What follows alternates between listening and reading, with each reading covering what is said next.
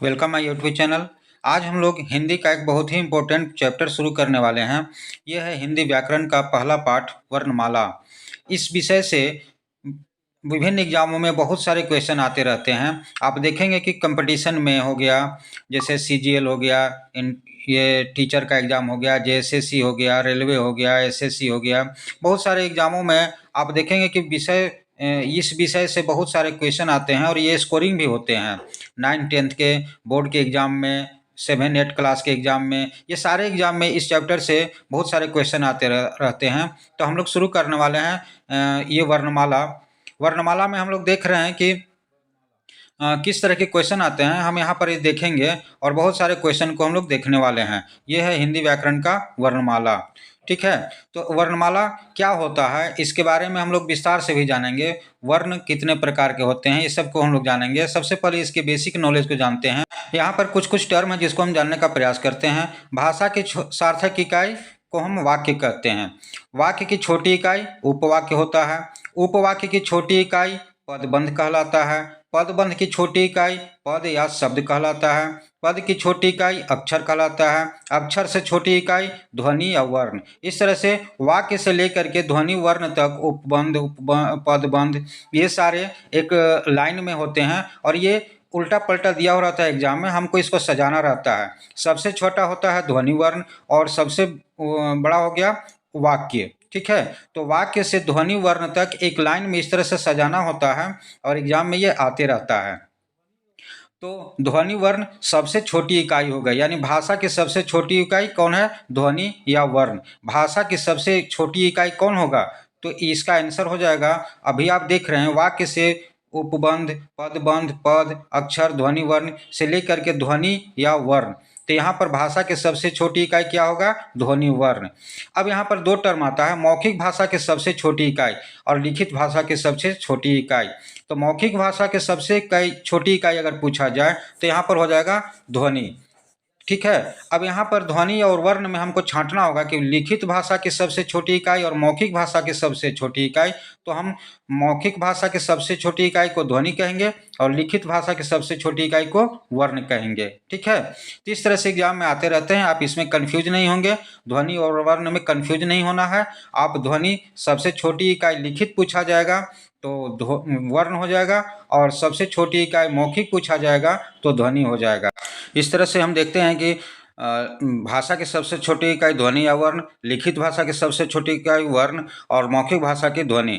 अब देखते हैं वर्णों के सुव्यवस्थित समूह को हम लोग वर्णमाला कहते हैं। वर्णमाला किसे कहते हैं, तो वर्णों के व्यवस्थित समूह को हम वर्णमाला कहते हैं। इससे भी प्रश्न आते हैं कि वर्णमाला क्या होता है। वर्णमाला मतलब वर्णों के व्यवस्थित समूह को वर्णमाला कहते हैं। यहाँ पर कंफ्यूज नहीं होना है। हम लोग वर्णमाला को अगर देखें तो माला माला में जिस तरह से मोती बिखरे हुए रहते हैं और बिखरे हुए मोती को हम एक माला में एक धागा में पिरोते हैं, उसके बाद एक लाइन में एक सब मोती आ जाता है और माला का निर्माण करता है। उसी प्रकार से वर्णमाला में भी बहुत सारे वर्ण हैं, जो हमारे हिंदी भाषा में जो वर्ण हैं बहुत सारे, क म ल ये सब जो भी वर्ण हैं, इनको हम एक लाइन में लिखते हैं, एक लाइन में पिरोते हैं, तब वो क्या बनता है, वर्णमाला बनता है, ठीक है। अब देखते हैं हम लोग मुख से निकलने वाले पूर्ण ध्वनि। मुख से निकलने वाले पूर्ण ध्वनि को वर्ण कहते हैं। वर्ण किसे कहते हैं, अगर ये प्रश्न आता है कि वर्ण किसे कहते हैं, तो इसका आंसर है कि मुख से निकलने वाले पूर्ण ध्वनि को वर्ण कहते हैं, चाहे उसका अर्थ हो या न हो, ठीक है। तो अर्थ हो या न हो, वो पूर्ण ध्वनि अगर निकल जाता है तो वो वर्ण कहलाता है, ठीक है। अब हम देखते हैं कि हिंदी भाषा में वर्णों की कुल संख्या कितनी है, 52 है। ये प्रत्येक बुक में, प्रत्येक किताब में बहुत सारे राइटर अलग अलग संख्या दिखाते हैं और संख्या सबका 52 ही होता है, लेकिन कभी वर्ण में घट जाएगा, कभी व्यंजन में बढ़ जाएगा। इस तरह से वर्ण और व्यंजन में संख्या का अलग अलग मान दिखाया जाता है सब जगह। हम यहाँ पर अभी देखने वाले हैं कि वर्णों की संख्या कितनी है, व्यंजनों की संख्या कितनी है। तो चलिए हम एक PDF लेते हैं और PDF के माध्यम से आपको समझाने का प्रयास। तो हम लोग शुरू करते हैं हिंदी व्याकरण। और हिंदी व्याकरण में आज हम लोग पढ़ने वाले हैं पाठ 1। इसमें है वर्ण विचार। वर्ण विचार यहाँ पर जो दिया वर्ण विचार, इसके बारे में हम लोग देखेंगे। वर्णमाला, इसका नाम वर्णमाला भी है, वर्ण विचार भी है। वर्ण विचार इसलिए कहा गया है क्योंकि वर्णों का विचार यहाँ पर किया जाता है। वर्णमाला किसे कहते हैं, हम लोग इसके बारे में भी अभी चर्चा करेंगे। तो सारी चीज़ के बारे में हम चर्चा करेंगे। आप वीडियो में अंत तक बने रहेंगे, आप इस पाठ में एकदम मास्टर बन जाएंगे, एक भी सवाल नहीं छूटेगा। हम लोग कुछ एग्जाम्पल भी लेंगे, कुछ ऑब्जेक्टिव क्वेश्चन भी लेंगे, ऑब्जेक्टिव क्वेश्चन को भी देखेंगे। लगभग 100-150 ऑब्जेक्टिव क्वेश्चन को हम लोग बनाएंगे इस पाठ को पढ़ने के बाद। तो अंत तक आप बने रहेंगे। इस पाठ से बहुत ही लाभ होने वाला है। हिंदी की तैयारी अगर कर रहे हैं, हिंदी का एग्जाम अगर कहीं भी आपको देना है, तो इस पाठ को आप स्किप मत करें, अंत तक आप बने रहें। चलिए हम लोग देखते हैं, शुरू करते हैं इस पाठ को। तो सबसे पहले हम लोग देखते हैं कि भाषा की सबसे छोटी मौखिक एवं लिखित, भाषा की सबसे छोटी मौखिक एवं लिखित मौखिक इकाई को हम लोग ध्वनि कहते हैं, और सबसे छोटी लिखित इकाई को हम लोग वर्ण कहते हैं। तो वर्ण सबसे छोटी लिखित इकाई है और ध्वनि सबसे छोटी मौखिक इकाई है। तो इस तरह से आपके एग्जाम में इस तरह के क्वेश्चन आते हैं कि भाषा की सबसे छोटी इकाई कौन है, उसमें रहेगा सबसे छोटी इकाई रहेगा तो ध्वनि या वर्ण कोई भी रहेगा तो उसमें आप ऑप्शन मार दीजिएगा। लेकिन कहेगा कि भाषा की सबसे छोटी मौखिक इकाई कौन है, तो ध्वनि होगी, और सबसे छोटी लिखित इकाई कौन है, तो वहाँ वर्ण होगी। वर्णों के व्यवस्थित समूह को हम लोग वर्णमाला कहते हैं। मुख से निकलने वाले पूर्ण ध्वनि को अक्षर कहते हैं। पूर्ण ध्वनि को अक्षर, जैसे अक्षर देखिए, भाषा है, छोटी है, इकाई है, ये सारे क्या हैं, अक्षर हैं। ये मुख से निकलने वाले पूर्ण ध्वनि है, पूर्ण ध्वनि को हम लोग अक्षर कहते हैं। अब आते हैं हिंदी भाषा में वर्णों की संख्या। हिंदी भाषा में वर्णों की संख्या कितनी है, तो हिंदी भाषा में वर्णों की संख्या, कुल संख्या 52 है। 52 कौन कौन है, इसके बारे में हम लोग चर्चा करेंगे अभी कि 52 कौन कौन है। तो सबसे याद रखेंगे, हिंदी भाषा में वर्णों की कुल संख्या कितनी है, 52 है। ये एग्जाम में बहुत बार आ चुका। अब हम देखते हैं वर्ण कितने प्रकार के होते हैं। तो वर्ण मूलतः 2 प्रकार के होते हैं। कौन कौन, एक तो स्वर और एक व्यंजन। ठीक है, एक स्वर जो है वो स्वर कितने प्रकार का हुआ, 11 प्रकार के। ये प्रकार नहीं, स्वर की संख्या कितनी हुई, 11, और व्यंजन की संख्या कितना है, तो व्यंजन की संख्या है 33। ये 11 और 33, आप देखिए 11 और 33 कितना होता है, 44। तो टोटल स्वर और व्यंजन मिला करके कितना हो गया, 44। ठीक है, टोटल स्वर और व्यंजन मिला करके कितना, स्वर हो गया 11, व्यंजन हो गया 33। और देखिए कौन कौन है, संयुक्त व्यंजन, ये संयुक्त व्यंजन है 4। कौन संयुक्त व्यंजन किसको कहते हैं, आगे हम लोग देखेंगे। उत्क्षिप्त व्यंजन, उत्क्षिप्त है ये 2, और अयोगवाह 2 है ना। ये सारे मिला करके होते हैं 52। अब हम आते हैं स्वर वर्ण में। तो स्वर वर्ण क्या है, स्वर स्वतंत्र और पूर्ण होते हैं। इस लाइन को याद रखेंगे, बहुत इंपॉर्टेंट लाइन है। स्वर क्या है, स्वतंत्र और पूर्ण होते हैं। ये पूर्ण होता है, स्वर क्या होता है, पूर्ण होता है, अपूर्ण नहीं है, पूर्ण है। ठीक है ना, और ये स्वतंत्र भी है। तो एक ऑब्जेक्टिव में जब आता है तो इस तरह के जो वाक्य आते हैं, इस तरह के जो सेंटेंस आते हैं, उसको हम लोग कंक्लूड नहीं कर पाते हैं। स्वर किसको कहते हैं, तो स्वर एक स्वतंत्र और पूर्ण होता है। स्वर को हम लोग 2 भाग में बांट रहे हैं। यहाँ पर देखिए, स्वर को हम लोग कई भाग में बांट रहे हैं, एक मूल स्वर और एक संधि स्वर। ठीक है ना, मूल स्वर में है अ, हर्षई, हर्षौ और हर्षरी 4।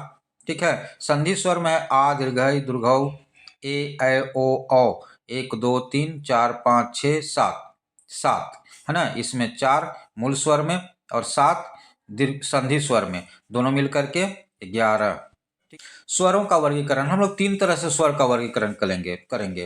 पहला जो वर्गीकरण करने का तरीका है वो है कि जिस स्वर को बोलने में कम समय लगता है उसे ह्रस्व स्वर कहते हैं। दीर्घ स्वर, तो दीर्घ स्वर उससे ज्यादा स्वर, यानी जो स्वर को बोलने में ह्रस्व स्वर से थोड़ा सा ज्यादा समय, मतलब ये समय लगता है, उसको दीर्घ स्वर कहते हैं। ये जो संधि है ना, यही सब क्या है, दीर्घ स्वर है, और ये ह्रस्व स्वर है। ठीक है ना, तो मूल स्वर जो है वो ह्रस्व स्वर है और संधि स्वर है वो दीर्घ स्वर है। इस तरह से ह्रस्व स्वर और दीर्घ स्वर हुआ। ठीक है ना, यहीं पर एक आता है प्लुत स्वर। ठीक है ना, प्लुत स्वर क्या है, इसमें दीर्घ से भी अधिक समय लगता है, उसको हम लोग प्लुत स्वर कहते हैं। इसमें क्या है, दीर्घ से भी अधिक समय लगता है, उसको हम लोग क्या कहेंगे, प्लुत स्वर। प्लुत को हम लोग त्रैमात्रिक स्वर भी कहते हैं, प्लुत या त्रैमात्रिक। ठीक है, कि ह्रस्व स्वर में सबसे कम समय लगा, इससे थोड़ा अधिक दीर्घ स्वर में लगा। ठीक है ना। ये दोनों मिलकर के 11 हो गए। और एक और स्वर आ गया जिसको हम लोग प्लुत या त्रैमात्रिक स्वर कहते हैं, जैसे ये ओम। ओम में क्या है कि ओम इस तरह से बोलते हैं, मतलब ह्रस्व और दीर्घ से भी अधिक समय लगा तो ओम लिखते हैं। इसको लिखने का तरीका क्या है, ओ 3 म ओम, इस तरह से, जैसे राम, इस तरह से। तो ये क्या लिखे हम लोग, राम, मतलब बहुत देर तक राम बोल रहे हैं, तो उसको क्या कहेंगे हम लोग, त्रैमात्रिक या प्लुत स्वर कहेंगे। दूसरा जो स्वर का वर्गीकरण कर रहे हैं, दूसरा वर्गीकरण कर रहे हैं, वो है कि जिन स्वरों को बोलने में ओष्ठ की आकृति गोल हो, ओष्ठ की आकृति क्या हो, गोल हो, उसको वृत्तमुखी, और जिसमें गोल नहीं हो उसको अवृत्तमुखी। वृत्तमुखी में हर्षऊ, दीर्घऊ, ओ औ, ये वृत्तमुखी हो गया 4 गो, ठीक है ना। और अवृत्तमुखी अ आ हर्षई दीर्घई हर्षरी ए, ये कै गो हो गया, 1 2 3 4 5 6 7। तीसरा जो वर्गीकरण करने का तरीका है मेरा, वो है कि जिन स्वरों के उच्चारण में, जिन स्वरों के उच्चारण में जीभ का अग्रभाग प्रयोग में आता है उसे अग्र स्वर कहते हैं, है ना, हर्षई दीर्घई ए। और जीभ का मध्य भाग प्रयोग में आता है उसको मध्य स्वर कहते हैं। एक हो गया अग्र स्वर, एक हो गया मध्य स्वर। और जिस स्वर के उच्चारण में जीभ का पश्च भाग प्रयोग में आता है, यानी पीछे का भाग आता है, उसको पश्च स्वर कहते हैं। तो अग्र स्वर पहला हो गया अग्र स्वर, दूसरा हो गया मध्य स्वर, और तीसरा हो गया पश्च स्वर। तो अग्र स्वर, मध्य स्वर और पश्च स्वर। स्वर को बोलने में कम समय और अधिक समय लग रहा है, उसके आधार पर ह्रस्व स्वर, दीर्घ स्वर, प्लुत स्वर इस तरह से बन रहा है। और जब हम लोग ओठ को गोल और गोल नहीं करके बोल रहे हैं, उसमें है वृत्तमुखी और अवृत्तमुखी। तीसरा जो है वो है कि जीभ के आगे के भाग, अग्र भाग से हम लोग बोल रहे हैं तो अग्र स्वर, मध्य स्वर और पश्च स्वर, 3 तरह के स्वर यहाँ पर आया, ठीक है ना। अब है स्वर का उच्चारण स्थान। तो स्वर का उच्चारण स्थान यहाँ पर क्या है, देखिए ये सभी स्वर दिए हुए हैं, ये स्वर का उच्चारण स्थान यहाँ पर दिया हुआ है। ये वर्ण है अ आ, कहाँ उच्चारण हो रहा है, कंठ से। हर्षई दीर्घई का उच्चारण स्थान क्या है, तालु है। हर्षरी का उच्चारण स्थान क्या है, मूर्धा है। हर्ष और दीर्घ का उच्चारण स्थान ओठ है। ए और ए का उच्चारण स्थान कंठ तालव्य है। ओ और ओ का उच्चारण स्थान कंठोष्ठ है। ये सब का उच्चारण स्थान को तो याद रखना होगा, ये सब एग्जाम में आते रहते हैं और एग्जाम में आएंगे, वो आप उसको देखेंगे। ऑब्जेक्टिव जब हम बनाने लगेंगे अभी तो उसमें भी ये सारे चीज़ आएंगे। अब हम लोग चलते हैं ये व्यंजन की ओर, कि व्यंजन अस्वतंत्र और अपूर्ण होते हैं। अभी हम लोग देखे थे ये स्वर में कि स्वर जो था वो स्वतंत्र और पूर्ण होते हैं। यहाँ पर हम देख रहे हैं कि स्वर जो था वो स्वर क्या था, स्वतंत्र और पूर्ण था। लेकिन व्यंजन वही है, तो व्यंजन अस्वतंत्र है और अपूर्ण है, ठीक है ना। ये पूरा अपने आप में नहीं है और स्वतंत्र भी नहीं है, और स्वर स्वतंत्र है और पूर्ण है। ये एग्जाम में आते रहता है, आप इसको एक बार जरूर ध्यान से देख लेंगे। तो स्पर्श व्यंजन की संख्या कितना, 25। उष्म व्यंजन की संख्या कितना, 4। और अंतस्थ व्यंजन की संख्या कितना, 4, ठीक है ना। सब मिलाकर के कितना हो गया, 33, ठीक है। तो इस तरह से हम लोग याद रखेंगे इसको। अंतस्थ व्यंजन 4 है, उष्म व्यंजन भी 4 है, और स्पर्श व्यंजन 25 है। चलिए अलग अलग इसके बारे में हम लोग अब देखेंगे कि अलग अलग क्या क्या है इसमें, ठीक है। श्वास के अवरोध के आधार पर व्यंजन के 4 प्रकार होते हैं, ये एग्जाम में आता है। श्वास के अवरोध के आधार पर मूलतः हम लोग देखे थे अभी कि मूलतः व्यंजन 3 प्रकार के हो रहे हैं, ठीक है ना। मूल रूप से व्यंजन 3 प्रकार के हो रहे हैं, कौन कौन, तो स्पर्श व्यंजन, अंतस्थ व्यंजन, है ना, अंतस्थ व्यंजन और उष्म व्यंजन। ये मूल रूप से 3 व्यंजन देखे थे। लेकिन अब हम देख रहे हैं कि श्वास के अवरोध के आधार पर, मतलब श्वास कम बेसी ये सब होते रहता है, उसके आधार पर व्यंजन 4 प्रकार के हैं। कौन कौन, तो स्पर्श है, स्पर्श संघर्षी है, एक स्पर्श है, दूसरा स्पर्श संघर्षी है, तीसरा अंतस्थ व्यंजन है, और चौथा उष्म व्यंजन है। ये 4 प्रकार के, ठीक है ना। लेकिन मूल रूप से जब हम करते हैं तो ये दोनों व्यंजन एक ही में आ जाते हैं, ये दोनों एक ही में आ जाते हैं। उष्म और अंतस्थ, स्पर्श संघर्षी एक ही में हो जाता है, और अंतस्थ और उष्म अलग अलग होता है, ठीक है। तो इस तरह से अगर एग्जाम में आता है कि श्वास के आधार पर, श्वास के अवरोध के आधार पर, श्वास की गति के आधार पर व्यंजन कितने प्रकार के होते हैं, तो 4 प्रकार के होते हैं। ठीक है, व्यंजन का मूल रूप हमेशा हलंत के साथ होता है। इस चीज को हम लोग एकदम ध्यान रखेंगे। व्यंजन का मूल रूप हमेशा हलंत के साथ होता है। जैसे क एक व्यंजन है, तो क व्यंजन है तो इसमें हलंत देंगे तब ये व्यंजन आएगा। ठीक है ना, क प्लस अ करते हैं, है ना, ये क और क हलंत और अ करते हैं, तो मूल रूप में क और अ जब हम कर दिए तो ये तो संयुक्त व्यंजन हो गया। ठीक है, ये क में हलंत दे रहे हैं, वही व्यंजन मूल रूप से है और इसमें हमेशा हलंत रहता है। चलिए अब हम देखते हैं स्पर्श व्यंजन क्या है, इसके बारे में हम पूरा पढ़ते हैं। अब देखते हैं, क से म तक के वर्ण स्पर्श व्यंजन कहलाते हैं। व्यंजन है, च वर्ग को स्पर्श संघर्षी कहा जाता है। स्पर्श संघर्षी, च वर्ग जितने हैं इसको स्पर्श संघर्षी व्यंजन कहते हैं। स्पर्श व्यंजन में 5 वर्ग और 25 वर्ण होते हैं। 5 वर्ग और 25 वर्ण होते हैं। देखिए 5 वर्ग, क वर्ग, च वर्ग, ट वर्ग, त वर्ग, प वर्ग, ये सब स्पर्श व्यंजन में है।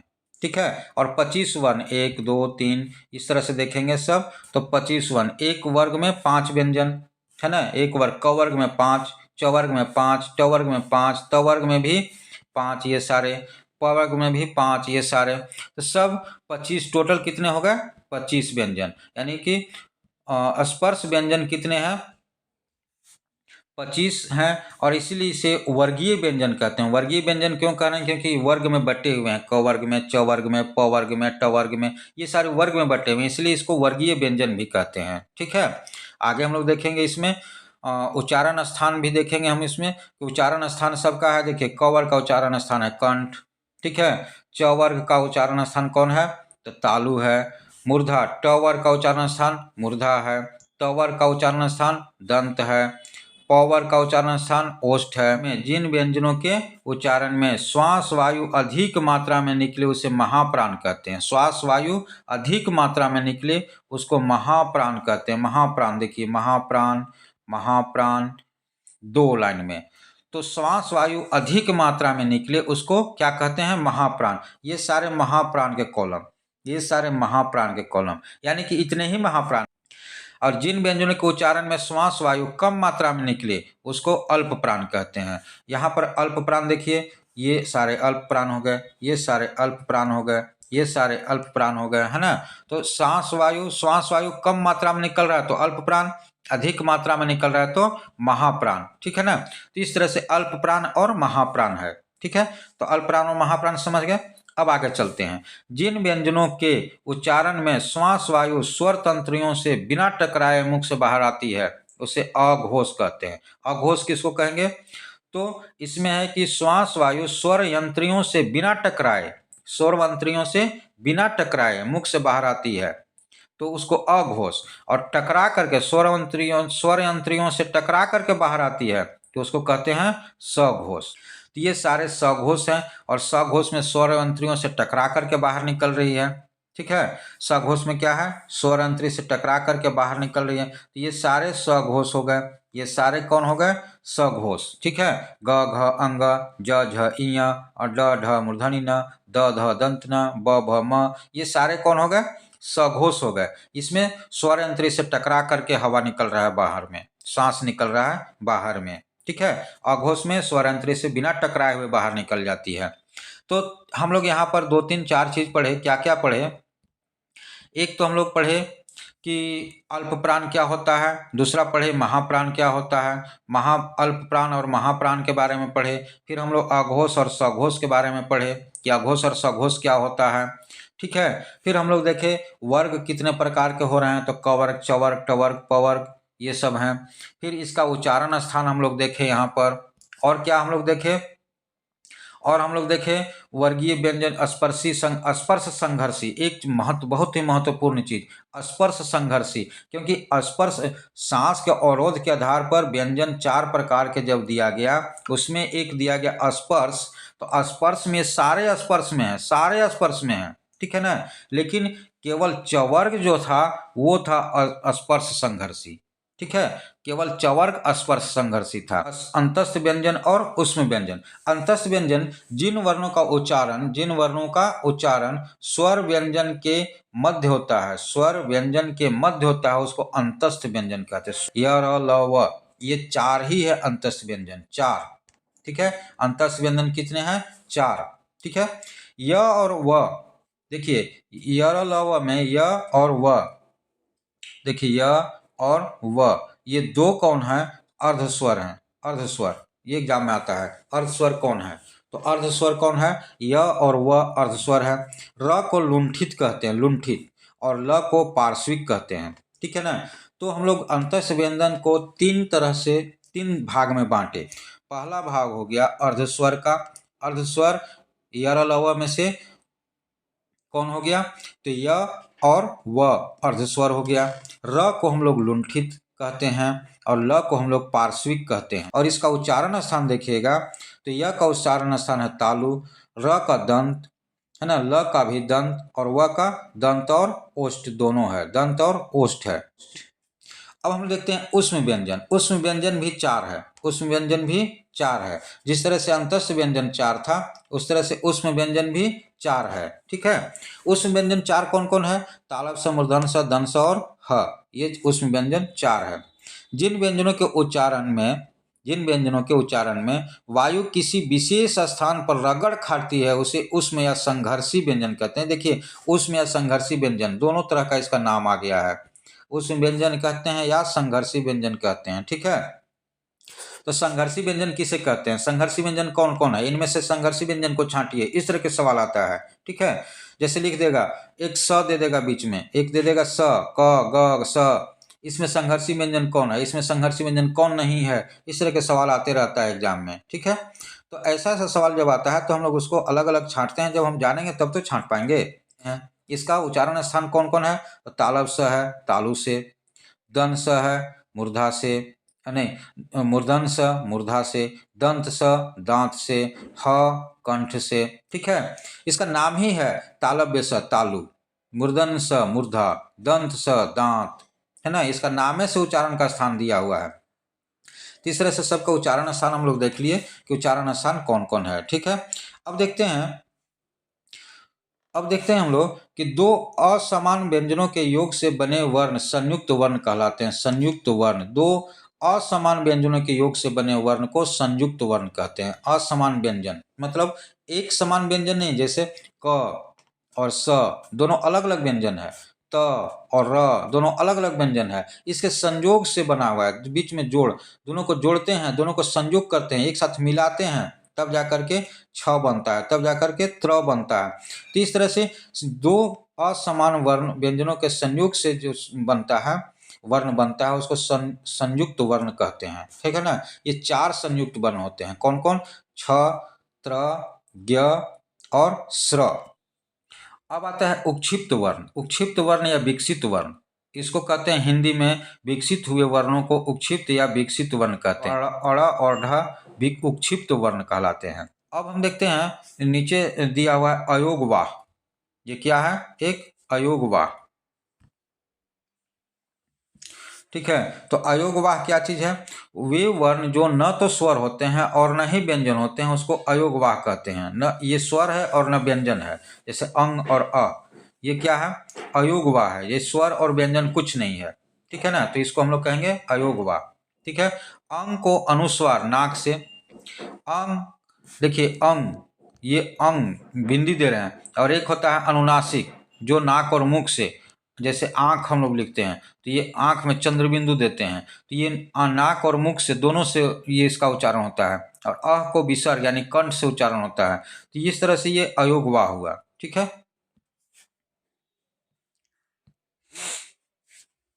अब हम लोग कुछ अन्य तथ्य देखते हैं कि कुछ कुछ और जो आता है इसमें, जो वर्ण विचार में आता है वो क्या क्या है।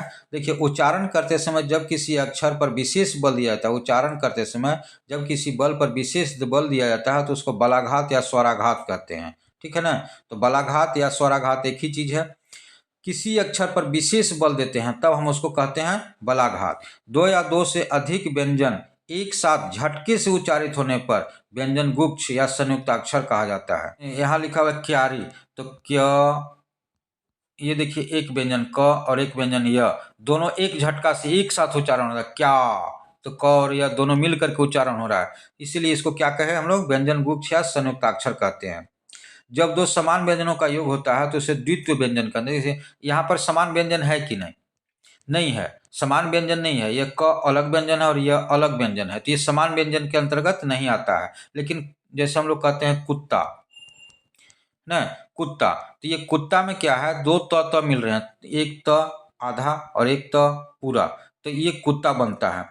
तो ये जब कुत्ता बनेगा तो ये दो त एक साथ मिल रहे हैं, जैसे बिल्ली, तो दो त एक साथ मिल रहा है, दिल्ली, दो ल एक साथ मिल रहे हैं, मतलब एक ही व्यंजन दो बार रिपीट हो रहा है। जब दो समान व्यंजनों का योग होता है तो उसको हम क्या कहते हैं, द्वित्व व्यंजन कहते हैं। ठीक है ना, तो ये एग्जाम में आता है, द्वित्व व्यंजन किसे कहते हैं, दो समान व्यंजन एक साथ मिलते हैं तो द्वित्व व्यंजन कहते हैं। किसी शब्द के को वर्णों में अलग अलग करना वर्ण विच्छेद कहलाता है। वर्ण विच्छेद क्या चीज है, दो वर्णों को अलग अलग करना, किसी शब्द में वर्णों को अलग अलग करते हैं उसको हम लोग वर्ण विच्छेद कहते हैं। जैसे मयंक यहाँ लिखा हुआ था मयंक, तो म आधा प्लस है ना, फिर य आधा, है ना, फिर म य हो गया प्लस अंग, क्योंकि मयंक, क आधा क प्लस ये सारे चीज को जो हम लिख रहे हैं अलग अलग तोड़ तोड़ के, यानी कि वर्ण के रूप में तोड़ रहे हैं, किसी भी शब्द को हम लोग वर्णों में तोड़ रहे हैं तो उसको कहते हैं वर्ण विच्छेद। और इसी वर्ण, टूटे हुए वर्ण को अगर हम एक साथ मिलाते हैं तो फिर उसको कहते हैं वर्ण संयोजन, है ना। अनेक वर्णों को नियमों के अनुसार जोड़ना वर्ण संयोजन कहलाता है। ठीक है, तो वर्ण विच्छेद क्या हो गया, किसी शब्द को वर्ण में तोड़ना वर्ण विच्छेद कहलाएगा, और किसी शब्द को किसी वर्ण को जो वर्ण विच्छेद किया हुआ है उस वर्ण को नियम के अनुसार वर्ण को जोड़ना क्या कहलाएगा, वर्ण संयोजन कहलाएगा। ठीक है, एक और चीज आता है यहाँ पर, आगत ध्वनियाँ। आगत ध्वनियाँ क्या है, जैसे ज लिखते हैं, ये ज तो हिंदी का है, लेकिन ज के नीचे यहाँ पर बिंदी दिया जाता है, नुक्ता दिया जाता है, जिसको हम लोग कहते हैं नुक्ता। तो ये जो नुक्ता देने का चीज हो गया ना, ज के नीचे नुक्ता दे रहे हैं, क के नीचे नुक्ता दे रहे हैं, है ना, फ के नीचे नुक्ता दे रहे हैं, साइड में बाएं साइड में जो नीचे नुक्ता दे रहे हैं, तो ये सब नुक्ता देने का प्रचलन कब शुरू हुआ, हिंदी में नहीं था ये दूसरे से लिया गया, तो दूसरे जगह से, दूसरे भाषा से हम लोग इसको लिए हैं, उसी को कहते हैं आगत ध्वनियाँ। ये कहाँ से लिया गया, तो फारसी लैंग्वेज से लिया गया, फारसी का जो व्याकरण होता है उससे लिया गया। ठीक है, तो उस तरह से जो आ गया हमारे हिंदी व्याकरण में तो उसको कहते हैं आगत ध्वनियाँ। आगत ध्वनियाँ कौन कौन है, तो क के नीचे जो बिंदी दिया गया, ख के नीचे, ग के नीचे, ज, फ, ये सब आगत ध्वनियाँ कहलाया। ठीक है, आगत ध्वनियाँ पहचानने का नियम, जैसे क है, इसके बगल में बाएं साइड नीचे एक बिंदी दे दिया जाएगा, वो आगत ध्वनि हो गया। तो आगत ध्वनि का पहचानने का यही तरीका है। ठीक है, ये आगत ध्वनि। बोलते समय सुर का आवाह, आरोह पर अवरोह को हम लोग उतार चढ़ाव को अनुतान कहते हैं। अनुतान क्या चीज है, एक परीक्षा में आता है कि अनुतान क्या है, तो सुर का आरोह अवरोह यानी कि सुर का उतार चढ़ाव, बोलने में उतार चढ़ाव। जैसे हम लोग पढ़ते हैं कोई कविता, तो कविता को हम लोग कहानी जैसा धारा प्रवाह नहीं पढ़ते हैं, हम लोग उसको उतार चढ़ाव के साथ पढ़ते हैं। कोई गीत गाना गाते हैं तो उतार चढ़ाव के साथ गाते हैं, उसी को कहते हैं क्या चीज, अनुतान। अब चलते हैं इस पर कुछ प्रश्न कैसे कैसे आते हैं उसको हम लोग बना करके देखते हैं कि प्रश्न इस पर कैसे आते हैं। ठीक है ना, तो सबसे पहले देखिए कुछ प्रश्न हम यहाँ पर सिलेक्ट किए हैं और ये प्रश्न आपके सामने प्रस्तुत कर रहे हैं, और आप लोग इसको ध्यान से देखिएगा क्योंकि ये किसी न किसी परीक्षा में आया हुआ प्रश्न है। पहला सवाल, वर्णमाला किसे कहते हैं। तभी हम लोग देखे थे शब्दों के समूह को हम लोग वर्णमाला कहते हैं, नहीं, वो शब्दों के समूह को तो वाक्य कहते हैं। वर्णों के आकलन को, वर्णों के आकलन को, ये तो बहुत दूसरा चीज है। वर्णों की गणना, शब्द को गणना, शब्द गणना को नहीं, वर्णों के व्यवस्थित समूह को हम लोग क्या कहते हैं, वर्णों के व्यवस्थित समूह को हम लोग वर्णमाला कहते हैं। च वर्ग की ध्वनिया का उच्चारण स्थान क्या है, तो च वर्ग की ध्वनि का उच्चारण स्थान तालव्य है। ठीक है ना। भाषा की सबसे छोटी इकाई क्या है, भाषा की सबसे छोटी इकाई अभी हम लोग शुरू में ही देखे थे, भाषा की सबसे छोटी इकाई, तो उसका सबसे छोटी इकाई कौन है, तो ये वर्ण है, भाषा की सबसे छोटी इकाई वर्ण है। क वर्ग की ध्वनियों का उच्चारण स्थान, क वर्ग के ध्वनि का उच्चारण स्थान कहाँ से होता है? क वर्ग का उच्चारण कहाँ से है? तो कंठ से है, इसको तो हम लोग जानते ही हैं। और जल्दी जल्दी हम लोग इसको बनाते चलेंगे, ठीक है। 5वां सवाल देखते हैं। 5वां सवाल क्या है? हिंदी वर्णमाला में अयोगवाह वर्ण कौन से होते हैं? अयोगवाह वर्ण, तो अभी हम लोग अयोगवाह वर्ण के बारे में पढ़े हैं। अगर कुछ भूल गए होंगे तो आप उसको फिर से देख लेंगे, ठीक है ना। ये द जो अंग और अ है, ये इसको हम लोग कहते हैं अयोगवाह वर्ण, ठीक है ना। छठा, ट वर्ग के ध्वनिया का उच्चारण स्थान क्या है? तो उच्चारण स्थान से देखिए बहुत सारे क्वेश्चन आ रहे हैं, आप इसको जरूर देख लेंगे। हमको ऑब्जेक्टिव दिखाने का मतलब ही यही था कि उस जो अभी हम लोग पाठ पढ़े उसमें कैसे कैसे क्वेश्चन आते हैं वो सारे यहाँ पर दिए हुए हैं, आप उसके अनुसार उसकी तैयारी कर सकते हैं। तो ट वर्ग के ध्वनि का उच्चारण स्थान क्या है? मूर्धन्य है, ठीक है। 7वां है, हिंदी में मूलतः वर्णों की संख्या। अभी हम लोग पढ़े कि हिंदी में मूलतः वर्णों की संख्या कितना है? 52 है। हिंदी में मूलतः वर्णों की संख्या 52। त वर्ग के ध्वनि का उच्चारण स्थान, ठीक है। अभी हम लोग देखे हैं उच्चारण स्थान, इसका क्या है? त का दंत से, ठीक है। संयोगी छ वर्ण किन वर्णों के सहयोग से बना है? तो अभी हम लोग देखे हैं उसको, संयोगी छ कैसे कैसे बना है? क जोड़ स जोड़ अ, इस तरह से बना हुआ था, है ना। क में भी अगर हम तोड़ेंगे तो क जोड़ अ होगा, तो इस तरह से कौन सा आंसर उसका हो जाएगा? तो ये बी हो जाएगा, है ना। अड़ और ढ कौन से वर्ण कहे जाते हैं? अभी हम लोग देखे कि अड़ और ढ एक हम लोग के हिंदी में नहीं था, इसको विकास किया गया है, विकसित वर्ण इसको कहते हैं, ठीक है। इसको क्या कहेंगे? विकसित वर्ण। ज्ञ ध्वनि किसके अंतर्गत आती है? ज्ञ ध्वनि किसके अंतर्गत आती है? आप देखेंगे यहाँ पर ज्ञ ध्वनि संयुक्त वर्ण के अंतर्गत आती है, ठीक है। ओ औ का उच्चारण स्थान क्या है? ओ और औ का उच्चारण स्थान देखिए यहाँ पर क्या है? कंठ और ओष्ठ से। ओ और औ का उच्चारण स्थान कंठ और ओष्ठ से, ठीक है। तो इस तरह से बहुत सारे क्वेश्चन आ रहे हैं, आप देखिए बहुत सारे क्वेश्चन है और ये संग्रह हमारे पास है, आपको हम दिखा रहे हैं इसको। त्र ध्वनि किसके अंतर्गत आती है? त्र ध्वनि किसके अंतर्गत आती है? संयुक्त वर्ण के अंतर्गत, ठीक है ना। संयुक्त वर्ण के अंतर्गत, घोष नहीं है, तालव्य नहीं है, मूल स्वर नहीं है, त्र ध्वनि के अंतर्गत, संयुक्त वर्ण के अंतर्गत। क किस प्रकार का व्यंजन है? क 14 सवाल है। क किस प्रकार का व्यंजन है? उष्म है, अंतस्थ है, इनमें से कोई नहीं, स्पर्श है, तो ये स्पर्श व्यंजन है, ठीक है। छ संयोगी छ ध्वनि किसके अंतर्गत आती है? संयोगी छ ध्वनि किसके अंतर्गत आती है? संयुक्त वर्ण के अंतर्गत आती है, अभी हम लोग पढ़े हैं, ठीक है ना। ये मूल स्वर नहीं है, घोष वर्ण नहीं है, तालव्य नहीं है, क्या है? मूल स्वर, मूल वर्ण है, ठीक है। इसमें है प वर्ग की ध्वनि का उच्चारण स्थान। प वर्ग के ध्वनि का उच्चारण स्थान कौन है? आप देखिए यहाँ पर प वर्ग के ध्वनि का उच्चारण स्थान कौन है? तो ओष्ठ है। प वर्ग के ध्वनि का उच्चारण स्थान क्या है? ओष्ठ है, ठीक है। त्र वर्ण किन वर्णों के सहयोग से बना है? त्र देखिए यहाँ पर 4 जो ऑप्शन दिया हुआ है, चारों ऑप्शन लग रहा है कि अपने आप में सही है, लेकिन त्र जब हम लिखते हैं, त्र इस तरह से त्र लिखते हैं, तो इसमें कौन कौन है? आधा त है, जोड़ र है, ठीक है ना। ऐसा नहीं है कि पूरा त और आधा र है, आधा त है और र है। कौन यहाँ पर है? आधा त और र यहाँ पर है स में, ठीक है ना। ए और ए का उच्चारण स्थान क्या है? ए और ए का उच्चारण स्थान देखिए यहाँ पर कंठ और तालव्य, हम लोग याद कर लेंगे उसको। यर अलावा किस वर्ग के व्यंजन है? यर अलावा अंतस्थ व्यंजन है। कौन व्यंजन है? अंतस्थ व्यंजन है, अभी हम लोग देखे हैं। ह्रस्व स्वर कौन से हैं? सही विकल्प चुनिए। ह्रस्व स्वर का सही विकल्प यहाँ पर चुनना है 20 नंबर सवाल में, ठीक है। तो ह्रस्व स्वर और दीर्घ स्वर, दो तरह के स्वर होते हैं। ह्रस्व स्वर जिसमें बोलने में कम समय लगता है, श्वास की मात्रा कम लगती है, तो उसको ह्रस्व स्वर कहते हैं। और यहाँ पर देखिए क अ प आ, यहाँ पर देखिए अ हर्षई हर्षऊ और हर्षरी, ये स है ना। तो ये है ह्रस्व स्वर का, ठीक है। आगे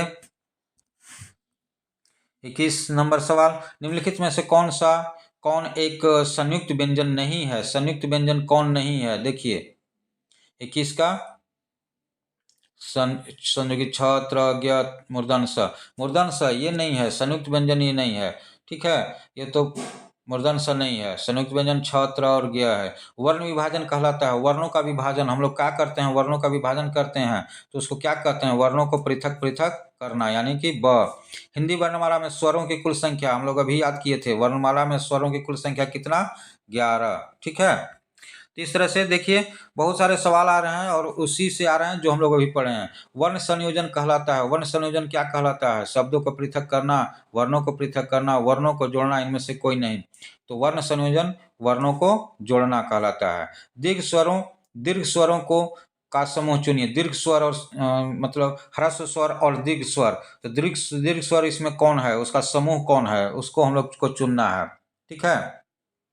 तो देखिए दीर्घ स्वर में नहीं आता है, न तो स्वर में आता ही नहीं है। यहाँ भी आ गया इसलिए भी नहीं है, यहाँ आ गया इसलिए ही नहीं है। यहाँ पर देखिए इसमें न आ गया इसलिए ही नहीं है। तो यहाँ पर देखिए ये ब बचता है और ब ही आंसर सही है। आ दीर्घई दुर्घव और ए है ना, दीर्घ स्वर में आता है। यहाँ पर क्या लिखा हुआ है, इसमें ग में री की मात्रा लगा रहे हैं। तो ग में जब री की मात्रा लगाते हैं तो ग्री होता है, जैसे ग्री। ठीक है। तो ग्री, ये द होगा आंसर सही। स वर्ण आता है। स किसके अंतर्गत आता है, तो स दंत के दंत इसका उच्चारण स्थान दिया हुआ है, दंत उच्चारण स्थान है। ज्ञ वर्ण किस वर्णों के सहयोग से बनता है, ज्ञ। ज्ञ जो बनता है उसमें ज और य, ये ज्ञ बनने का तरीका है। ज्ञ कैसे बनता है, ज और य से, ये ब सही होगा। ठीक है। आगे है 29वां सवाल। तालव से मूर्धन स दंत स है किस वर्ग के व्यंजन है, तो ये कैसा व्यंजन है, आप लोग अभी अभी पढ़े हैं हम लोग। ठीक है। ये कैसा कैसा व्यंजन है, उसमें व्यंजन है। ठीक है। घोष ध्वनियों के उच्चारण में, घोष ध्वनियों के उच्चारण में पैदा होती है संघर्ष या स्पर्श या झंकृत। तो घोष ध्वनि के उत्पादन में क्या पैदा होती है, तो उसमें देखते हैं कि स्वर जो कंठ से आती है आवाज और झंकृत उत्पन्न करता है, उसको हम लोग विस्तार से उसको देखे भी हैं पिछला स्लाइड में। ठीक है। तो उसको आप देख लेंगे अगर ध्यान में नहीं होगा तो। उष्म व्यंजन कितने प्रकार के होते हैं, तो उष्म व्यंजन अभी हम लोग देखे हैं कि उष्म व्यंजन 4 प्रकार के होते हैं। कौन कौन होते हैं आप अभी याद किए हैं, उसको आप देख लीजिए। ठीक है। अब हम लोग इसको देखते हैं आगे का सवाल। आगे सवाल हमारे पास है, बलाघात कितने प्रकार के होते हैं। बलाघात अभी हम लोग देखे थे, बलाघात के बारे में पढ़े थे, कितने प्रकार के होते हैं, जल्दी से याद कीजिए। देखिए कितने प्रकार के हैं, तो 3 प्रकार के बलाघात। ठीक है। अनुनासिक का उच्चारण संबंध होता है केवल नाक, केवल मुंह, नाक और मुंह दोनों, इनमें से कोई नहीं। तो इसमें क्या है, नाक और मुंह दोनों। व य अ र थ अ, मतलब क्या है, व आधा है, यह पूरा है। देखिए व और यह मिल करके, फिर थ और अ मिल करके पूरा हो गया, ये र आधा रह गया। हम लोग इसको लिखेंगे कैसे, व आधा, य पूरा लिखेंगे और थ पूरा लिखेंगे और र कहाँ देंगे, तो ऊपर में देंगे, तो व्यर्थ। इस तरह से व्यर्थ बना। ठीक है। तो इसको लिखने का तरीका आप इसे प्रैक्टिस कीजिए, वर्ण को जोड़ना है। ठीक है ना। तो वर्ण संयोजन में आता है ये। तो व्यर्थ इसमें कौन है, स में है, तो ये सही हो गया। निम्नलिखित में से कौन वर्ण उष्म व्यंजन है, उष्म व्यंजन कौन है, आप देखिए यहाँ पर उष्म व्यंजन कौन है, तो ये उष्म व्यंजन नहीं है, यहाँ पर लिखा हुआ है नहीं है। ठीक है ना। तो स स ह र, तो ये र नहीं है। ठीक है ना। तो ये र उष्म व्यंजन नहीं है। ठीक है। 35 हो गया। 36 पर आ न अ, देखिए इस तरह से सवाल आ रहा है कि प र आ, आधा प है, र है और आ है। आधा प पहले दिया और फिर र आधा दिया और फिर आ दिया, इसका मतलब क्या हो गया, कैसे लिखाएगा ये, प्रा, है ना, ऐसे लिखाएगा प्रा। ठीक है। और न अ है तो न अ, तो प्राण, ये क्या हो गया, प्राण, यानी कि स इसका सही सही ऑप्शन होगा। निम्नलिखित में से कौन ट वर्ग में, ट वर्ग नहीं है, तो ट वर्ग नहीं है। ट ठ ड ढ मूर्धनी न, इसमें व ट वर्ग में नहीं है। ठीक है। तो ये तो बहुत ही आसान वर्ग में दिया हुआ है, वर्ग में से देखना है कि कौन वर्ग में नहीं है। वह वर्ण है, वह कौन सा वर्ण में आता है, मतलब इसका उच्चारण स्थान क्या है, यही देना है हमको, उच्चारण स्थान क्या है, तो वह दंत ओष्ठ। ठीक है। पक्षी में कितने व्यंजन वर्ण है, देखिए यहाँ पर पक्षी को लिख करके हम देखते हैं कितने व्यंजन वर्ण है। ठीक है। पक्षी में कितने व्यंजन वर्ण है, देखिए प आधा लिखते हैं, फिर अ लिखते हैं, फिर संयोगी छ लिखना है, तो हम लोग को क्या लिखना पड़ता है, क मूर्धन स, है ना, और दीर्घई, ये लिखना है। इतना मिलकर के पक्षी बना है, इतना मिलकर के क्या बना, पक्षी बना। और इसमें कितने व्यंजन है इसको देखिए, तो एक व्यंजन, दो व्यंजन, तीन व्यंजन। कितने व्यंजन हुए, तीन। तो इसका ऑप्शन क्या हो जाएगा, 39 का स, यानी तीन व्यंजन। ठीक है ना। तो इस तरह से हम लोग व्यंजन कितने हैं या कुछ भी हम लोग को देखना है ना, तो हम लोग ठीक से इसको देख लेंगे कि क्या क्या दिया हुआ है, हम लोग को जानकारी है, हम उसको कर लेते हैं। ठीक है। अब हम लोग को देखना है, देखिए 40वां सवाल। 40वां सवाल में क्या दिया हुआ है, सवर्ण है, कैसा, तालव्य मूर्धन्य दंत ओष्ठ। मतलब ये क्या दिया हुआ है कि इसका उच्चारण स्थान क्या है, स का उच्चारण स्थान क्या है, तो तालव्य है। तालव्य स बोलते भी हैं, तालव्य स। तालव्य वर्णों की संख्या कितना है, तालव्य वर्ण की टोटल संख्या गिनना है हमको कि कितना है। तो इसको गिनने का तरीका हम लोग अभी सबको गिन करके देख लेंगे। देखिए एक बार हम गिन के दिखाते हैं आपको। क्या गिनना है, तालव्य वर्णों की संख्या। देखिए शुरू में हम लोग देखे थे यहाँ पर तालव्य वर्ण, तो यहाँ पर देखे थे हम लोग, तो तालु से हर्षई और दीर्घई, यहाँ पर दो को दिखा रहा है तालव्य वर्ण। तालु से हर्षई और दीर्घई, हर्षई और दीर्घई, ये दो गो वर्ण यहाँ पर दिखा रहा है तालव्य वर्ण। तो दो गो यहाँ हो गया।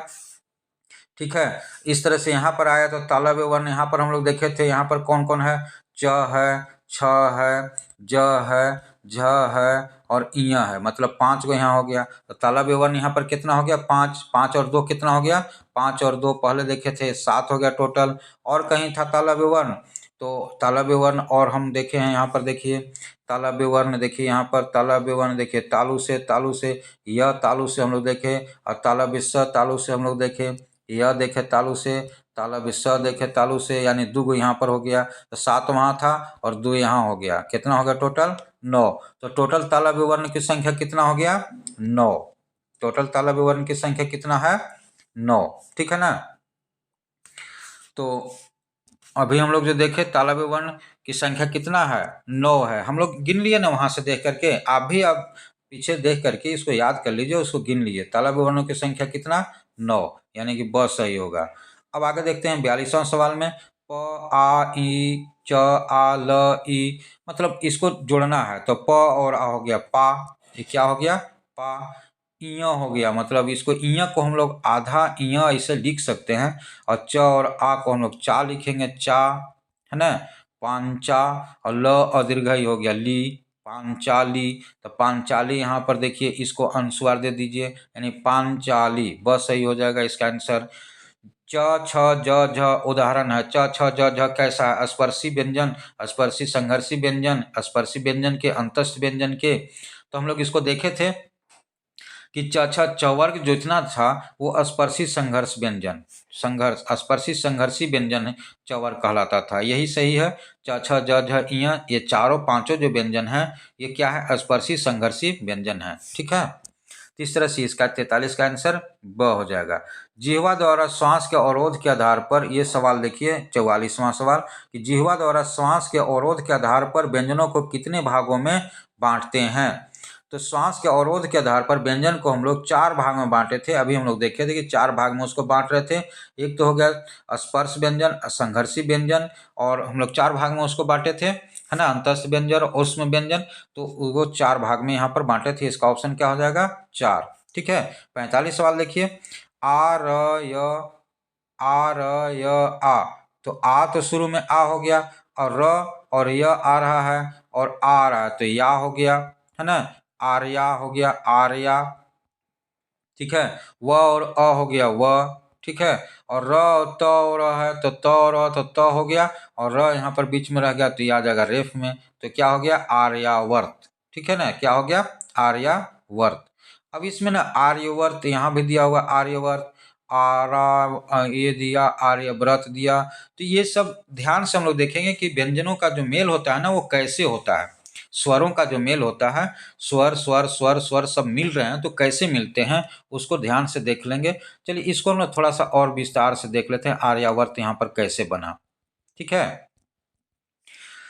देखिए आ से यहाँ पर आ से हो गया, थोड़ा सा और इसको बढ़ा लेते हैं तब आप देखिएगा। ठीक है। यहाँ पर अब देखिए, आ से यहाँ पर लिखे तो ये इसको लिखे आ। ठीक है। और र और य और आ है, तो र और य, आधा र है, ये आधा र को अभी छोड़ दीजिए, य और आ है तो या हो गया ये। या हो गया। ये र कहाँ जाएगा, तो र कहाँ जाएगा, इसी पर आएगा, ठीक है ना। र दो रूप में आता है, र जब दो रूप में आता है, एक तो रेफ के रूप में आता है और एक नीचे ऐसे आता है। जैसे हम लोग देखते हैं, देखिए एक एग्जाम्पल हम देते हैं र के लिए, ठीक है। र के लिए एग्जाम्पल देते हैं, जैसे क्रम या कर्म, दो तरह के हम र लिखे यहाँ पर। एक तो यहाँ पर क्रम में आया र और एक यहाँ पर रेफ में आया र, तो दोनों आधा र है। तो क ऐसे लिखा और र ऐसे प्लस में बीच में है और ऐसे आया, तब ये आ गया क्रम में, यानी कि यहाँ आ गया, ठीक है ना, ये इसका आ गया, ठीक है। और कर्म जब लिखेंगे तो क पूरा लिख रहे हैं और मतलब ये क पूरा लिख रहे हैं, क जोड़ अ लिख रहे हैं और र आधा लिख रहे हैं और म ऐसे लिख रहे हैं, तब आ गया रेफ में, ठीक है ना। तो रेफ में कब आता है और नीचे ये पीछे कब आता है, उसको आप देख लेंगे, ठीक से देख लेंगे, इसका ध्यान हम प्रैक्टिस करेंगे तभी हमको समझ में आएगा, इसको प्रैक्टिस ठीक से कर लेंगे, ठीक है। तो ये आर्या हो गया। व और अ देखिए यहाँ पर, व और अ, तो व बन गया। और फिर देखिए यहाँ पर र, यहाँ देखिए क्या चीज में था, और यहाँ भी देखिए बीच में ही है, और त और अ आ गया तो त हो गया पूरा, और ये बीच में है तो त यहाँ पर आ गया। यहाँ पर ऐसे नहीं आएगा, ये नहीं आएगा, ठीक है ना। तो ये आर्यावर्त हो गया। मूर्धन स वर्ण है, मूर्धन स 46वां सवाल जो है इसमें दिया हुआ है कि मूर्धन स वर्ण है, कैसा वर्ण है, दंत है, मूर्धन्य है, तालव्य है, कंठ है, तो कैसा वर्ण है मूर्धन स, तो मूर्धन स हम लोग पढ़िए ना मूर्धन स, इसलिए मूर्धन्य वर्ण है, ठीक है। चलिए इसको हम देखते हैं, इसमें क्या क्या सवाल दिया हुआ है इसको हम लोग देखते हैं। श्रद्धा का शुद्ध वर्तनी विश्लेषण होगा, वर्तनी विश्लेषण श्रद्धा, देखिए श्र तालब स तब र तब अ, ये श्र हो गया, तालब स र और अ, है ना। देखिए हम लिख के देखते हैं, तालब स आधा प्लस र आधा, ठीक है ना, प्लस अ, ये हो गया श्र। और धा त थ द, तो देखिए पहले द के पहले ध, तो पहले द, है ना, प तब द ध, यहाँ पर क्या आ जाएगा ध, ठीक है ना, आधा ध तब आ, ये हो गया श्रद्धा पूरा, ठीक है ना। तो इस तरह के कौन लिखा हुआ है यहाँ पर देखिएगा, तो इस तरह से श्रद्धा कौन लिखा हुआ है यहाँ पर, देखिए कौन लिखा हुआ है इसमें स में ना, श्रद्धा, देखिए ये है, ये ऑप्शन सही है। इस तरह से श्रद्धा बनाइए, ठीक है ना। तो एक एक चीज को हम लोग बढ़िया से देख लेंगे, समझ लेंगे कैसे कैसे लिखाता है, ठीक है। 48वां सवाल है, 48वां सवाल है कि व्यंजन वर्णों के विषय में कौन सा कथन सही नहीं है, व्यंजन वर्णों के विषय में, व्यंजन वर्ण के विषय में कौन सा कथन सही नहीं है। देखिए सवाल है, व्यंजन वर्ण के उच्चारण में मुंह वायु के विभिन्न भागों से संघर्ष करते हुए निकलती है, व्यंजन वर्णों की मात्रा, व्यंजन वर्णों की मात्रा सहित लिखा जाता है, व्यंजन वर्ण को उच्चारण स्वतंत्र रूप से किया जाता है, अपने मूल रूप में व्यंजन वर्ण हलंत के साथ लिखे जाते हैं। तो देखिए ये सब अपने मूल रूप में व्यंजन हलंत के साथ लिखे जाते हैं, तो सही है, ठीक है। व्यंजन वर्ण को उच्चारण स्वतंत्र रूप से किया जाता है, ये सही नहीं है, स्वतंत्र रूप से नहीं किया जाता है, स्वतंत्र रूप से तो स्वर वर्ण को करते हैं, मतलब ये इसका सही ऑप्शन क्या हो जाएगा स, बाकी सब सही है, ये ही गलत था, ठीक है ना, उपयुक्त नहीं है, तो स उपयुक्त नहीं है, ठीक है ना। तो इसका कौन आंसर सही होगा कि व्यंजन वर्णों के विषय में कौन सा कथन उपयुक्त नहीं है, तो ये उपयुक्त नहीं है कि व्यंजन वर्णों का उच्चारण स्वतंत्र रूप से किया जाता है, ये नहीं है, ठीक है ना, तो ये होगा, ठीक है। आगे है सवाल, बहुव्रीहि का शुद्ध वर्तनी विश्लेषण क्या होगा। अब इसको तोड़ तोड़ करके लिखना है, लिख लीजिएगा। हलंत युक्त 50वां सवाल है, 50वां सवाल है, हलंत युक्त व्यंजन तब लिखा जाता है जब व्यंजन में आ की मात्रा आता है, आ की मात्रा आता है या व्यंजन में अ की मात्रा होती है। हलंत युक्त व्यंजन संस्कृत भाषा का है, हलंत युक्त व्यंजन में मूल रूप में नहीं होता है, मतलब इसका कौन आंसर सही होगा। तो इसका देखिए अ की मात्रा होता है तो व्यंजन रूप नहीं होता, मात्रा नहीं होता, अ की मात्रा नहीं होती है, मतलब ये सही है, ठीक है। कोयल का शुद्ध वर्तनी विश्लेषण, तो इसको आप देख लेंगे। 51 क ओ अ य अ ल अ मतलब स सही है। ठीक है, इस तरह से ये सही है। और क्या सवाल है देख लेते हैं। ये सब तो देखिए, प फ ब भ म उदाहरण है। प फ ब भ म उदाहरण है किसका? ये सब एग्जाम में आए हुए सवाल हैं, इसलिए इसको देख रहे हैं हम। प फ ब भ म उदाहरण है किसका?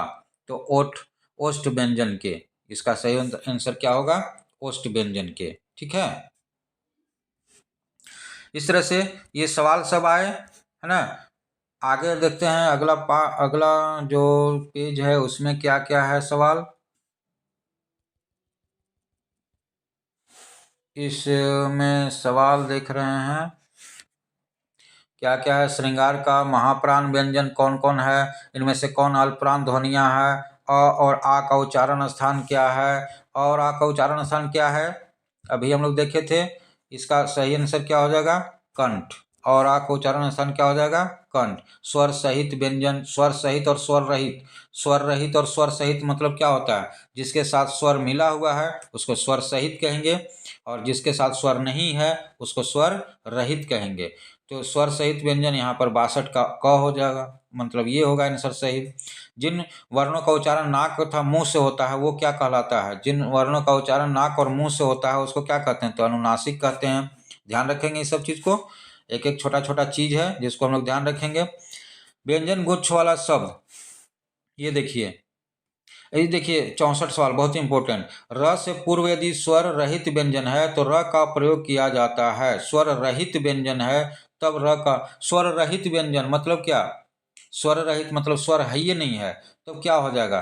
जैसे देखिए, अभी हम लोग देखे थे क्रम या कर्म, दो तरह के देखे थे। तो इसमें हम देखेंगे स्वर रहित था कि नहीं। देखिए यहाँ पर प्राचीन आंसर होगा। क्या होगा? प्राचीन। कैसे होगा? क्योंकि स्वर रहित व्यंजन है, मतलब स्वर है, स्वर नहीं है वहां पर। प्र प्र प जोड़ र, है ना। तो यहाँ पर ये क्या है? स्वर नहीं है, ये व्यंजन है। कैसा है? व्यंजन है, इसलिए ये होगा सही आंसर।